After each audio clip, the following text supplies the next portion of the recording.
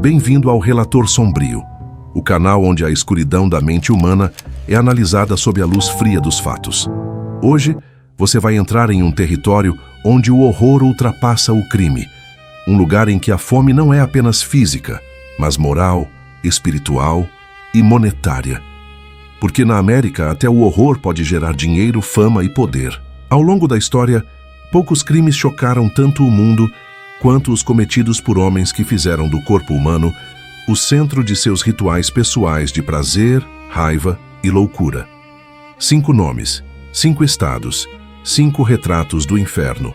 Albert Fish, o vampiro do Brooklyn, que transformou o sofrimento infantil em culto pessoal. Joe Metheny, o canibal de Baltimore, que vendia carne humana como se fosse mercadoria. Jeffrey Dahmer, o canibal americano que buscava dominar o amor através da morte. Levi Bunhelm, o canibal de Kentucky, um fora da lei do Velho Oeste que via a carne humana como sobrevivência e troféu. E Mark Latunsky, o canibal de Michigan, cuja história recente prova que o horror continua vivo, apenas trocando as velhas sombras por luzes de neon. Prepare-se para atravessar mais de um século de crimes, entre a miséria e o luxo, entre o desejo e a destruição. Inscreva-se, ative o sino e mantenha a mente aberta, porque nas próximas histórias o apetite humano será a medida da loucura.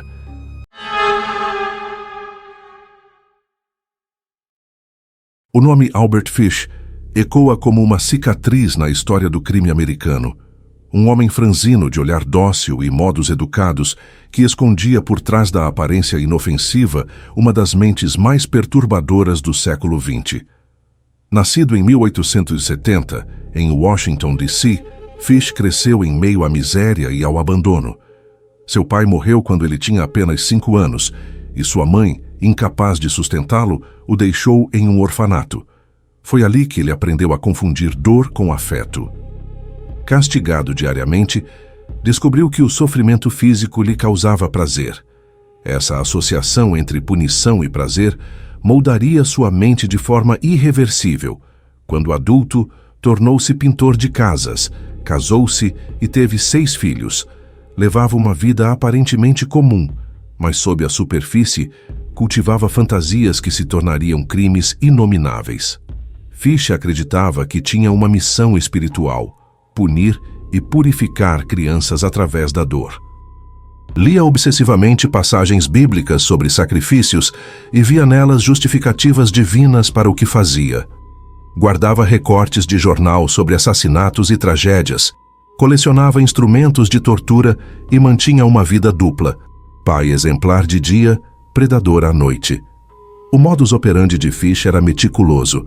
Ele escolhia vítimas vulneráveis, geralmente crianças de famílias pobres. Aproximava-se com gentileza, oferecendo emprego, comida ou pequenos presentes. Usava nomes falsos e criava histórias elaboradas para conquistar a confiança das famílias. Quando a oportunidade surgia, levava a criança a locais isolados, casas abandonadas, campos ou porões.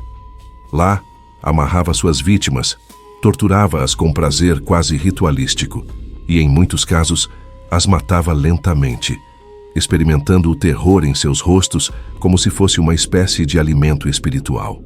Mas o horror não parava aí. Fish praticava o canibalismo com frieza clínica.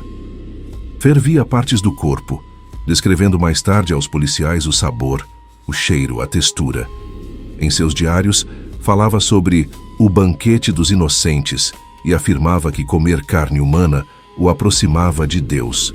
Quando a polícia descobriu esses cadernos, ficou claro que não se tratava apenas de um assassino em série, mas de um homem tomado por um delírio místico. Ele acreditava que estava salvando as almas das crianças através do sofrimento. O caso que finalmente o expôs foi o desaparecimento da pequena Grace Budd, em 1928. Fish conheceu a família ao responder um anúncio de emprego do irmão da menina. Usando o nome falso, Frank Howard, apresentou-se como um fazendeiro rico em busca de ajudantes.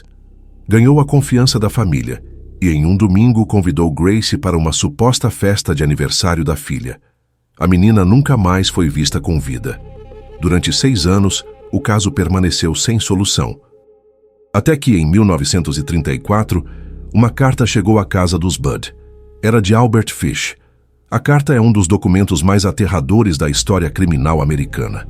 Nela, Fish relatava em detalhes como levou Grace até uma casa vazia, como a estrangulou e depois cozinhou partes de seu corpo. Descrevia o sabor da carne, mencionando até o tipo de panela usado. Não mostrava arrependimento, apenas uma frieza quase literária. A polícia rastreou o envelope até um quarto de pensão e, finalmente, o prendeu. O homem que haviam procurado por anos estava ali, sentado calmamente, como se esperasse por aquele momento. Durante os interrogatórios, Fish admitiu outros crimes. Falou sobre crianças sequestradas em diferentes estados, sobre instrumentos que ele mesmo construía, facas, agulhas, correntes. Afirmou que sentia prazer em perfurar seu próprio corpo, e os médicos legistas encontraram mais de 20 agulhas encravadas em sua pelve, algumas enferrujadas há décadas. Declarava ouvir vozes divinas ordenando que sacrificasse os inocentes para redimir os pecadores. Seus delírios religiosos o transformavam em uma figura quase bíblica, um profeta do sofrimento. O julgamento começou em março de 1935 e virou um espetáculo. Milhares de curiosos se aglomeravam diante do tribunal. Jornais vendiam edições especiais e o nome de Albert Fish estampava manchetes em todo o país. A sociedade americana, fascinada e horrorizada, consumia aquele terror como se fosse entretenimento. O crime, mais uma vez, gerava dinheiro e fama. Psicólogos e psiquiatras disputavam a oportunidade de estudar aquele monstro. Enquanto isso, Fish parecia desfrutar da atenção, sorrindo discretamente durante as audiências. Sua defesa tentou alegar insanidade. De fato, os peritos concordavam que ele sofria de múltiplos transtornos mentais: esquizofrenia, sadomasoquismo extremo, delírios religiosos e impulsos canibais. Mas os jurados, tomados pela revolta, não aceitaram poupá-lo. Em janeiro de 1936, Albert Fish foi condenado à morte na cadeira elétrica de Sing Sing. Quando o carcereiro lhe perguntou se tinha algum pedido final, ele respondeu: "Nunca provei algo tão delicioso quanto o sofrimento. Morrer será o meu maior prazer." Na execução, o corpo de Fish se contorceu violentamente. Alguns dizem que o metal das agulhas em seu corpo causou curtos-circuitos na cadeira. O cheiro de carne queimada preencheu a sala. Com ele, morria um dos assassinos mais terríveis da América. Mas nascia um símbolo de horror que atravessaria gerações. Décadas depois, Albert Fish ainda é estudado por criminólogos e psiquiatras. Sua história representa o ponto em que a crueldade humana se mistura com a crença cega. Um homem que via nas crianças o espelho de sua própria perdição. Um predador que transformou o sofrimento em ritual e a dor em prazer. No fim, talvez o mais assustador de Albert Fish não seja o que ele fez com suas vítimas, mas o fato de que viveu tanto tempo sem ser descoberto. Um homem simples, invisível, que caminhava entre famílias comuns, oferecendo trabalho, bondade, confiança. O monstro que se escondia sob a pele de um avô amoroso. Nos jornais da época, ele foi descrito como o vampiro do Brooklyn, mas talvez fosse mais adequado chamá-lo de o empresário do sofrimento, alguém que transformou a morte em espetáculo, o horror em notoriedade e a perversão em um tipo doente de poder.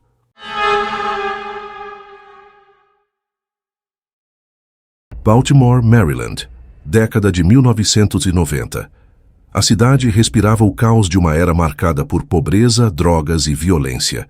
Era o coração industrial em declínio dos Estados Unidos, um terreno fértil para o desespero e para homens como Joe Metheny, um gigante de quase 2 metros de altura, corpo descomunal e olhar vazio, que um dia declarou friamente: "Matei porque quis e porque gostei." Joseph Roy Metheny nasceu em 1955, em uma família pobre e disfuncional. Seu pai morreu em um acidente de carro quando ele tinha 6 anos, e sua mãe trabalhava longas horas em turnos noturnos, deixando-o entregue às ruas. Cresceu solitário, sem afeto, e ainda jovem ingressou no exército, onde aprendeu a lidar com armas, logística e força física. Quando voltou, não havia mais lar. Encontrou uma América diferente, cheia de promessas quebradas e dinheiro escasso. Tornou-se caminhoneiro, operário, e mais tarde um homem invisível entre os becos e os barracos de Baltimore. Mas dentro daquele corpo pesado e lento havia um ódio acumulado. Metheny dizia que sua raiva nasceu quando a esposa o deixou, levando consigo o filho pequeno. A obsessão por reencontrar o menino tornou-se um combustível sombrio. Procurando a mulher, ele passou a frequentar áreas de prostituição e consumo de drogas, nas margens do rio Patapsco, um dos lugares mais degradados da cidade. Ali, a realidade parecia suspensa. Viciados, sem teto e criminosos conviviam entre barracos e trilhos de trem. Foi nesse cenário que Metheny começou a matar. Seu modus operandi era brutal e direto. Ele atraía as vítimas, geralmente mulheres em situação de vulnerabilidade, oferecendo drogas, abrigo ou comida. Assim que conquistava a confiança delas, levava-as a um galpão onde vivia, uma espécie de abrigo improvisado entre caminhões abandonados. Lá trancava as portas e iniciava o ritual: espancamentos, estrangulamento e mutilações. Depois, com uma calma impossível de compreender, esquartejava os corpos e guardava partes em um freezer velho. O resto era enterrado próximo aos trilhos ou jogado no rio. Mas o detalhe mais horrendo veio à tona depois de sua prisão. Metheny admitiu que moía a carne de algumas vítimas, misturava com carne suína e a vendia em sanduíches na beira da estrada. Ele montou um pequeno carrinho de comida improvisado, servindo hambúrgueres caseiros a caminhoneiros e trabalhadores locais. Segundo ele mesmo, ninguém jamais percebeu a diferença. Em seu depoimento, disse com orgulho: "A carne humana é doce. Misturada com porco, ninguém nota. É o segredo mais rentável que já tive." Baltimore, acostumada à violência, ficou em choque. O assassino havia literalmente transformado o crime em comércio. O canibalismo, que em outros casos era um ato de perversão, com Metheny se tornou uma forma de negócio, uma macabra ironia do capitalismo. Ele mesmo dizia: "Enquanto o mundo tenta ganhar dinheiro com o trabalho, eu o ganhei com o pecado." A investigação começou em 1996, quando uma mulher conseguiu escapar de um ataque. Desnorteada e coberta de sangue, ela contou à polícia que um homem enorme havia tentado matá-la em um galpão. As autoridades chegaram ao local e encontraram evidências de horror indescritível: ferramentas sujas de sangue, ossos humanos, sacos plásticos e um freezer com pedaços de carne. Quando Metheny foi preso, não resistiu. Sorriu, como quem esperava aquele momento. No interrogatório, confessou não apenas os assassinatos recentes, mas uma série de mortes antigas que jamais haviam sido solucionadas. Disse que começou a matar anos antes, em 1994, quando procurava a ex-mulher.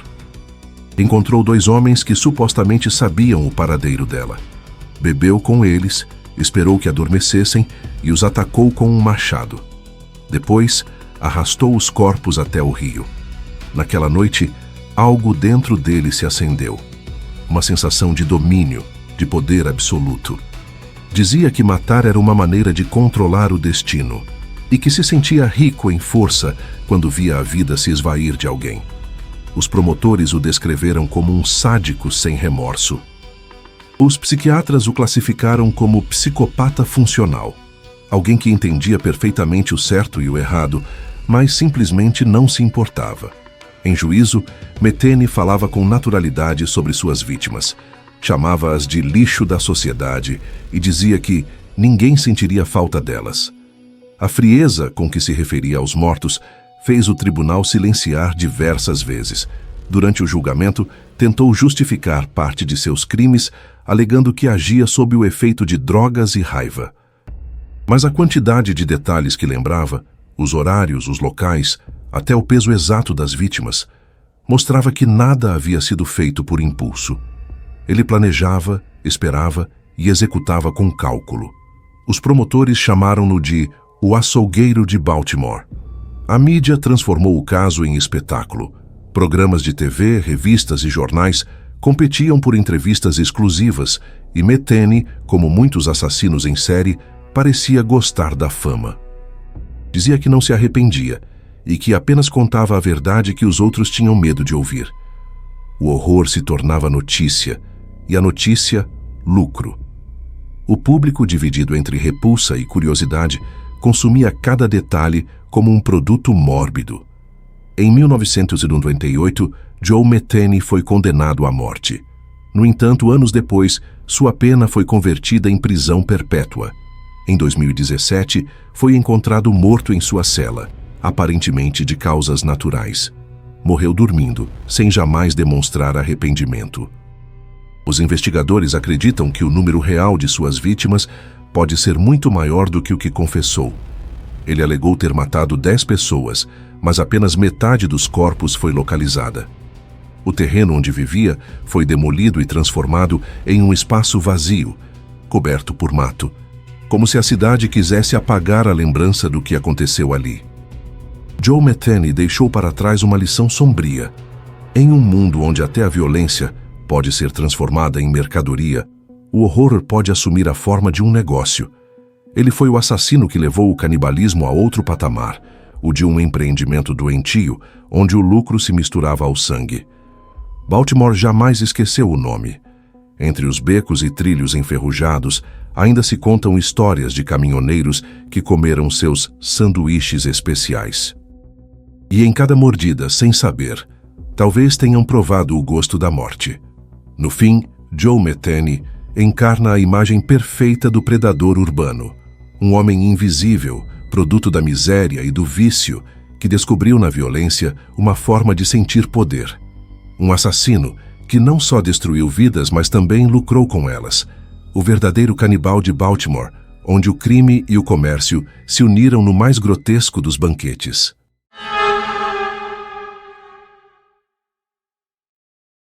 Milwaukee, Wisconsin, início dos anos 1990. Uma cidade tranquila do meio-oeste americano seria, de repente, empurrada para o centro de um pesadelo que redefiniria o conceito de horror contemporâneo. O nome Jeffrey Lionel Dahmer passaria a simbolizar algo maior do que o mal individual. Um reflexo da solidão, da indiferença e do vazio que podem habitar até os lugares mais comuns. Jeffrey nasceu em 1960, em uma família de classe média aparentemente estável. Desde a infância, mostrava sinais de isolamento e uma curiosidade mórbida pela morte. Enquanto outras crianças brincavam de esconde-esconde, Dahmer recolhia pequenos animais mortos e os dissecava. Não havia ódio nesses gestos, mas uma tentativa de entender o que havia dentro das coisas, um fascínio que anos depois se tornaria compulsão. Na adolescência, o comportamento se agravou. O álcool se tornou companhia constante e a solidão o empurrou para uma fantasia de controle absoluto. A ideia de possuir alguém completamente, de transformá-lo em objeto, começou a se formar. A sexualidade e a morte se misturaram em sua mente como faces do mesmo desejo. Seu primeiro assassinato aconteceu em 1978. Tinha 18 anos quando conheceu Stephen Hicks, um jovem caroneiro que aceitou ir até sua casa beber algumas cervejas. Quando Hicks quis ir embora, Dahmer o atingiu com um halter e o estrangulou. Depois, desmembrou o corpo e dissolveu os restos em ácido. Ao longo dos anos seguintes, tentou reprimir o impulso, mas ele retornava com mais força a cada vez. Após um breve alistamento no exército e trabalhos temporários, Dahmer afundou no alcoolismo. Em 1987, matou novamente, e dessa vez, algo mudou. Ao acordar ao lado de uma vítima morta, percebeu que sentia prazer na imobilidade do corpo, o silêncio, a ausência de vontade. A partir daí, o modus operandi se consolidou.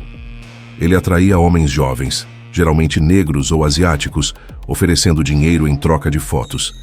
Levava-os até seu apartamento, os dopava com medicamentos e, quando estavam inconscientes, os estrangulava. O que acontecia depois era indescritível. Dahmer mantinha os corpos por horas, às vezes dias, praticando atos sexuais com os cadáveres. Fotografava cada etapa, o desmembramento, as posições, os rostos sem vida. Guardava crânios e ossos como troféus e começou a cozinhar partes do corpo para consumo. Em seu apartamento, o número 213 da 255ª Street, a polícia encontraria mais tarde um verdadeiro museu da morte. Cabeças guardadas na geladeira, corações no congelador, um tambor de ácido com restos humanos dissolvidos e dezenas de fotografias. O objetivo final de Dahmer era construir algo que ele chamava de santuário. Ele queria preservar os corpos, transformá-los em companheiros eternos, misto de amor e dominação. Em suas confissões, explicou: "Eu não queria matá-los, queria mantê-los comigo, queria que ficassem." Para prolongar a vida das vítimas, chegou a tentar experiências de zumbificação. Perfurava o crânio e injetava ácido ou água fervente, tentando criar seres obedientes e silenciosos. Nenhum sobreviveu. O horror era metódico, frio, quase científico. Entre 1978 e 1991, Dahmer matou 17 homens. Todos em silêncio, dentro de um pequeno apartamento de um prédio que cheirava a podridão e amônia. Os vizinhos reclamavam do odor, mas as autoridades ignoravam. A negligência policial se tornaria, depois, um dos aspectos mais polêmicos do caso. Em uma ocasião, Dahmer foi parado com um adolescente ferido tentando fugir. O jovem Conerak Sinta Somphone, de 14 anos. Dahmer convenceu os policiais de que o garoto era seu namorado e o levou de volta para o apartamento. Horas depois, o menino estava morto. O reinado de terror terminou em 22 de julho de 1991. Naquela noite, Dahmer tentou matar mais uma vítima, Tracy Edwards, que conseguiu escapar e pedir ajuda. Quando a polícia entrou no apartamento, encontrou uma cena que fez veteranos desabarem. As fotos do local, mantidas em sigilo por anos, mostravam o limite do que o ser humano pode fazer a outro ser humano. Durante o interrogatório, Dahmer se mostrou cooperativo. Falava com calma, sem pressa, descrevendo cada detalhe como quem relata uma rotina de trabalho. Disse que nunca sentiu prazer no sangue, mas no controle. "Eu queria que ficassem. Quando iam embora, eu os perdia. Quando morriam, eram meus para sempre." As gravações dessas entrevistas se tornaram material de estudo em criminologia e psicologia criminal. Dahmer não era um sádico impulsivo, mas um homem que buscava suprir um vazio existencial através da posse total de outro ser. O julgamento começou em janeiro de 1992 e o país inteiro acompanhou cada momento. Havia algo de hipnótico naquela figura pálida, de óculos e voz baixa. Enquanto o promotor descrevia os horrores, Dahmer ouvia sem emoção. A defesa alegou insanidade, mas os psiquiatras afirmaram que ele compreendia plenamente o que fazia. O júri o considerou culpado de 15 assassinatos e o condenou a 957 anos de prisão. Na penitenciária de Columbia, Wisconsin, Dahmer viveu como um prisioneiro exemplar. Lia a Bíblia, participava de cultos e pedia desculpas às famílias das vítimas. Mas dentro dos muros, seu nome era sinônimo de infâmia. Em 1994, durante a limpeza de um banheiro, foi atacado por outro detento, Christopher Scarver, que o espancou até a morte com uma barra de ferro. Morreu aos 34 anos com o crânio esmagado, o mesmo destino que havia imposto a tantas de suas vítimas. A morte de Dahmer não encerrou o fascínio público. Pelo contrário, sua imagem foi explorada em livros, filmes, documentários e séries que renderam milhões de dólares. O canibal americano virou marca. O horror se transformou em produto. E mais uma vez, a tragédia humana gerou dinheiro e fama. Para muitos, ele simboliza a falência moral de uma sociedade que ignorou os sinais, preferindo lucrar com o medo do que aprender com ele. Até hoje, o apartamento 213 é lembrado como um ponto maldito de Milwaukee. O prédio foi demolido, mas moradores juram que, à noite, o ar naquela esquina ainda cheira a metal e cloro. O caso Dahmer tornou-se um estudo sobre o abismo da alma humana e também sobre o poder de uma mídia que transforma monstros em ícones. Jeffrey Dahmer não foi apenas um assassino, foi o retrato vivo de uma solidão que devora, da obsessão que substitui o amor e da indiferença que transforma a vida em mercadoria. E no fim, talvez seja isso o que mais assusta. Ele não parecia um monstro. Parecia um homem comum. Eram esses os que sempre passavam despercebidos.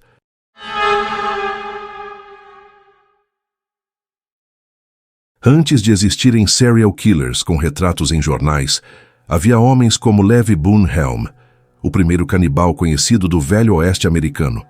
Nascido em 1828, em Kentucky, Boone Helm cresceu em uma época em que o país se expandia rumo ao oeste, e a vida valia tanto quanto a munição que se carregava no coldre.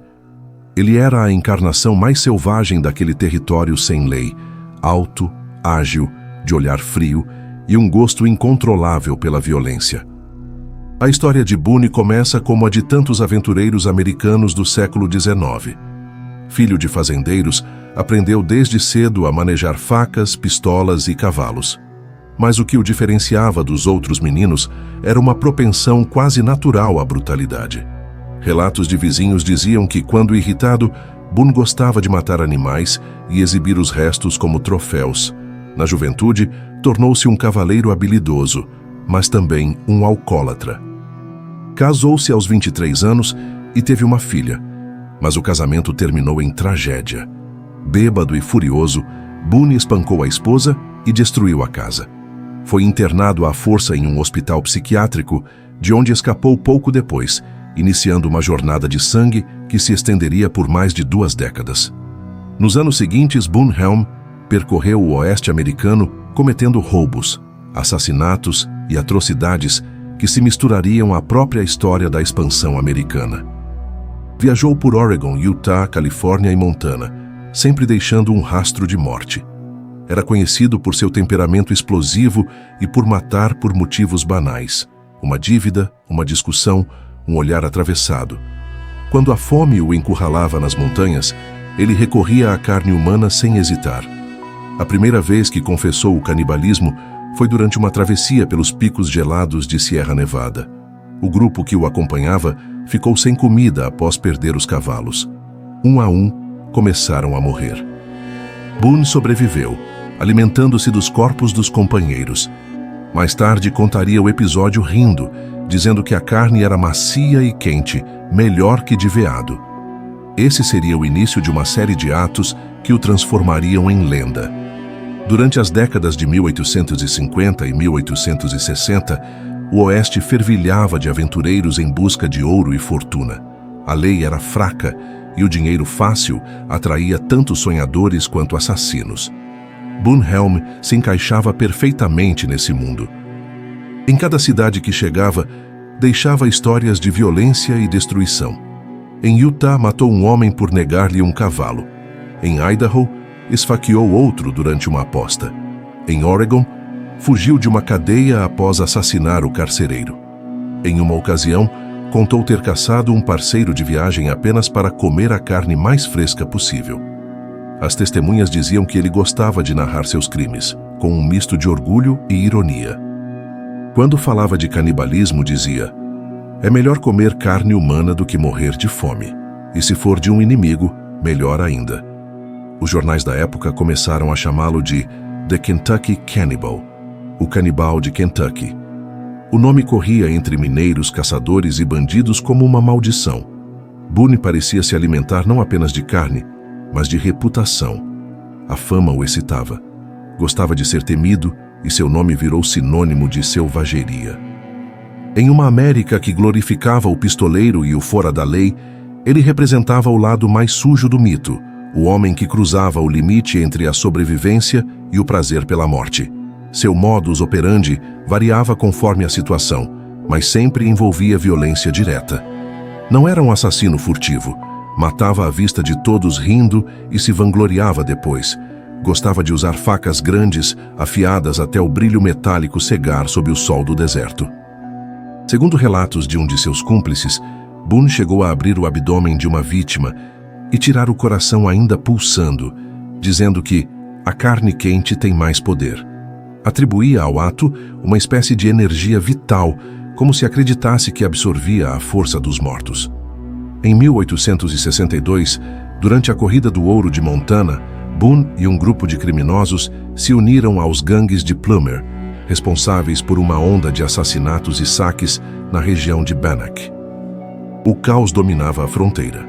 Homens armados tomavam cidades inteiras, enforcavam rivais e disputavam territórios de mineração. Boone era o mais temido entre eles. As autoridades locais, incapazes de conter a violência, criaram grupos de vigilantes, cidadãos armados que caçavam criminosos sem julgamento. Quando Boone Helm e seus comparsas foram capturados, o povo exigiu justiça imediata. A execução aconteceu em 14 de janeiro de 1864. Os 6 criminosos foram levados até uma velha construção de madeira. Centenas de curiosos assistiram. Boone, mesmo com as mãos amarradas, zombava dos homens que o cercavam. Ria alto e dizia que voltaria para comer o fígado de cada um no inferno. Quando chegou sua vez, olhou para o carrasco e gritou: "Apressa logo, vamos acabar com isso." E saltou antes que puxassem a corda. Morria o canibal de Kentucky e nascia um mito do Velho Oeste. Mas a lenda de Boone Helm não terminou ali. A imprensa transformou sua história em um espetáculo nacional. Jornais sensacionalistas o retrataram como o monstro das montanhas, vendendo milhares de exemplares. Os Estados Unidos, que naquela época ainda formavam sua identidade, encontravam nesses assassinos uma mistura de repulsa e fascínio. O horror vendia, e a figura do canibal selvagem passou a representar o extremo do espírito fronteiriço. Livros, peças e até folhetins o usaram como personagem. Seu nome virou sinônimo de brutalidade, mas também de liberdade total. O homem que vivia sem lei, sem culpa, sem limites. Décadas depois, estudiosos e historiadores tentaram compreender quem foi realmente Boone Helm. Um psicopata? Um produto da selvageria de seu tempo? Ou apenas um homem comum enlouquecido pela solidão e pela fome? O certo é que ele antecipou, de forma primitiva, o que a América conheceria um século depois: o assassino em série, o culto à morte e o poder financeiro gerado pelo medo. Porque mesmo morto, Boone Helm continuou rendendo dinheiro e fama. Sua história atravessou o século XIX como um símbolo do preço que o país pagou por sua expansão, um preço cobrado em sangue humano. Hoje, nas planícies de Montana, há uma pequena lápide sem nome que dizem guardar seus restos. O vento assobia entre os vales e alguns afirmam ouvir risadas distantes, como se o velho canibal ainda zombasse da morte. Levi Boone Helm foi o primeiro predador da América moderna. O homem que fez do instinto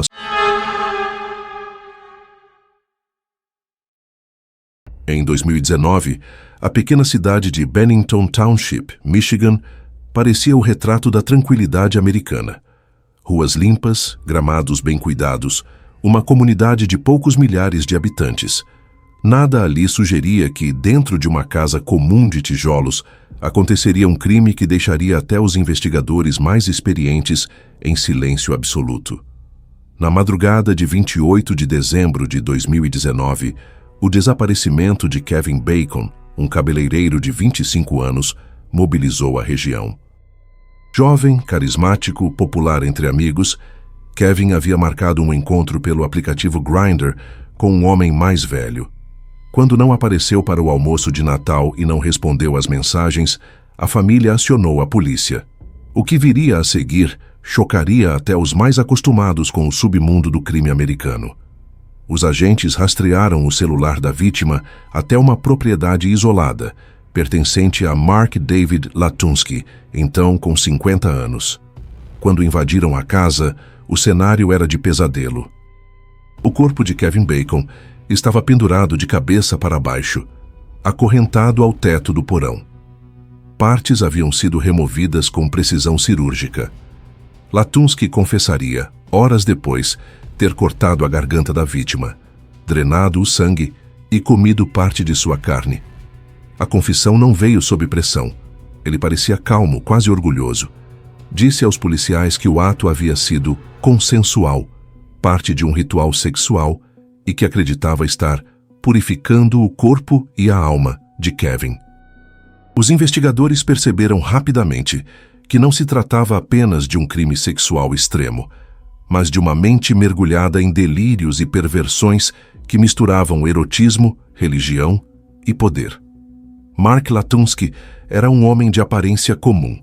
Formado em química, pai de 4 filhos, havia sido casado 2 vezes. Com vizinhos, mostrava-se educado e reservado. Mas dentro de casa, vivia cercado por sinais de deterioração mental. Sangue nas paredes, crucifixos invertidos, fotos de corpos mutilados e anotações de natureza ritualística.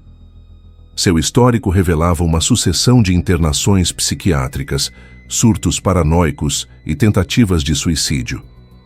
Em uma ocasião anterior, a própria polícia o encontrou vagando pelas ruas coberto de sangue, afirmando ser um vampiro ancestral e dizendo ouvir vozes que o ordenavam a restaurar o equilíbrio entre carne e espírito. O modus operandi de Latunsky unia o impulso sexual e o misticismo. Ele usava aplicativos de encontros para atrair homens mais jovens, geralmente com promessas de experiências intensas e libertadoras. No caso de Kevin Bacon, os dois combinaram práticas de bondage, um fetiche que envolve dominação e submissão física.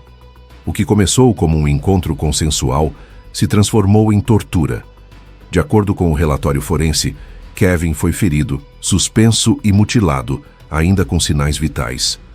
Depois, Latunsky removeu partes do corpo e as cozinhou, afirmando que devorá-las concederia poder e iluminação. O interrogatório de Latunsky chocou até os veteranos do FBI.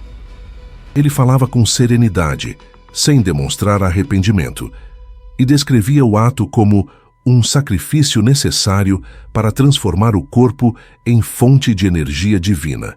Afirmava seguir uma linha espiritual pessoal que misturava ocultismo, alquimia e referências à Bíblia. Quando questionado sobre o motivo de escolher Kevin, respondeu: "Ele era perfeito, bonito, puro, alguém que brilhava. Eu quis trazer esse brilho para dentro de mim." A repercussão foi imediata. O nome Canibal de Michigan tomou as manchetes de todos os jornais. Programas de TV, canais de YouTube e tabloides exploraram o caso com fúria. As buscas por Latunsky e Grindr Murder explodiram na internet e o horror se transformou em audiência. Mais uma vez, o crime rendia dinheiro e fama, não para o assassino, mas para a indústria do medo. Enquanto isso, a família de Kevin lutava para preservar a memória do jovem e alertar sobre os perigos das redes de encontros online. Durante o julgamento, os advogados tentaram alegar insanidade, apoiando-se em anos de laudos psiquiátricos. Latunsky havia sido diagnosticado com transtorno bipolar grave e esquizofrenia paranoide. Ainda assim, o tribunal concluiu que ele compreendia o que fazia. Em 2023, foi condenado à prisão perpétua sem possibilidade de liberdade condicional. No momento da sentença, manteve o olhar fixo no juiz e disse apenas: "A carne é apenas um invólucro. Eu libertei o que estava dentro." O caso marcou um divisor de águas na percepção moderna do mal. Não era mais um assassino das sombras, escondido em becos ou florestas, mas um homem com conta em redes sociais, foto de perfil e vizinhos que o descreviam como educado. Mark Latunsky mostrou que o horror contemporâneo pode se vestir de normalidade, que o psicopata do século XXI carrega um smartphone no bolso e vive entre pessoas comuns. Para os estudiosos do comportamento criminal, o caso representa a fusão definitiva entre o instinto primitivo do canibalismo e a tecnologia da era digital. O velho impulso da carne, agora mediado por algoritmos. E, para a cultura popular, tornou-se mais um produto. Documentários, podcasts e séries reconstituíram o crime, transformando a tragédia real em conteúdo. A fronteira entre informação e entretenimento se dissolveu como se a morte de Kevin Bacon fosse mais um episódio de uma série de horror. Hoje, a casa onde tudo aconteceu permanece isolada, cercada por mato alto. Alguns moradores dizem que em noites de inverno ainda se vê uma luz acesa no porão. Reflexo de curiosos, talvez, ou memória persistente de um lugar onde o ser humano tocou o fundo do abismo. O Canibal de Michigan não é apenas uma história sobre um homem doente, mas um espelho sombrio do nosso tempo. A fome por poder, a banalização da violência e a curiosidade mórbida que transforma o sofrimento em espetáculo. Mark Latunsky encerra o ciclo dos canibais americanos com uma mensagem que atravessa o século. O mal nunca desaparece, apenas muda de rosto, de plataforma e de propósito. Do Velho Oeste às redes sociais, a carne continua sendo o limite final entre o homem e o monstro.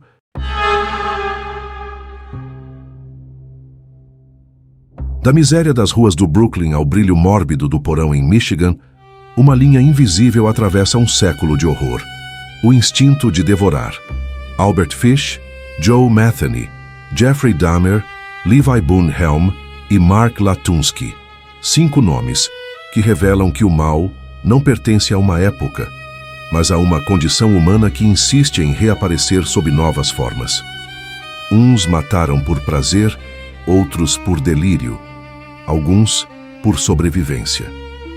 Todos, porém, transformaram o ato de consumir carne humana em uma expressão de domínio absoluto. A cada geração, o canibalismo deixa de ser apenas fome e passa a ser símbolo. O desejo de possuir o outro, de absorver o que ele representa. No século XIX, era o instinto bruto. No século XX, o prazer pela dor.